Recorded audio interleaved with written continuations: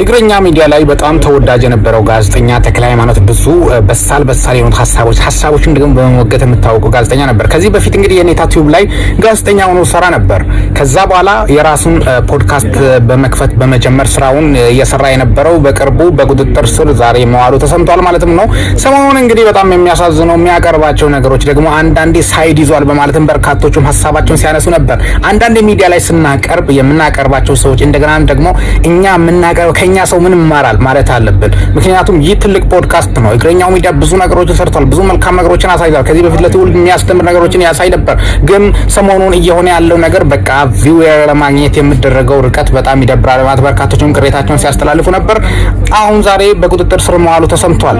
ምናልባት በምን እንደሆነ እስካሁን ድረስ አልታወቀም፣ በምን ምክንያት ቁጥጥር ስር እንደዋለ። ግን በነገራችን ላይ የሱ ጥንካሬ በጣም አደንቅለታለሁ። ተክለ ሃይማኖት በጣም ገርመኝ ጋዜጠኛው ምናልባት ደካማ ጎኖች ያው እንደ ሰው ልጅ ብዙ ደካማ ጎኖች ቢኖሩት እንኳን አሁን ሰሞኑን ከዚህ በፊት ጠንካራ ጋዜጠኛ ነበር። አሁን ግን እያሳየ ያለው ባህሪ ልክ አይደለም ማለት በርካቶች ሀሳባቸውን ቢገልጹም ግን እሱ ምንም ሳይበግረው በራሱ ለራሱ ለመለወጥ የሚያደርገው ጥረት በጣም ሊደነቅ እንደሚገባ ጭምርም ነው። እንግዲህ ያ ተስተካክሎ ያን ነገር ቀርፎ በቀጣይ በአዲስ ነገር እንደሚከሰትም የበርካቶች ሀሳብም ነው።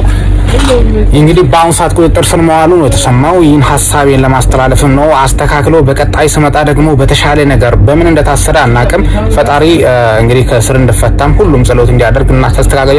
ማንኛውም የሰው ልጅ ውድቀት አያስፈልግም። ሰይጣን ሰው ካልሆነ በስተቀር የሰው ልጅ ውድቀት አይፈልግም ማንኛውም ሰው።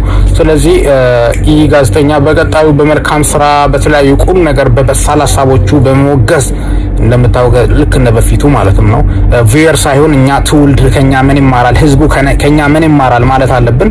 በዛ ዙሪያ አተኩረን ስራ የተሻለ ይሆናል ማለትም ነው። ይመቻቹ። ሜኪ ነኝ።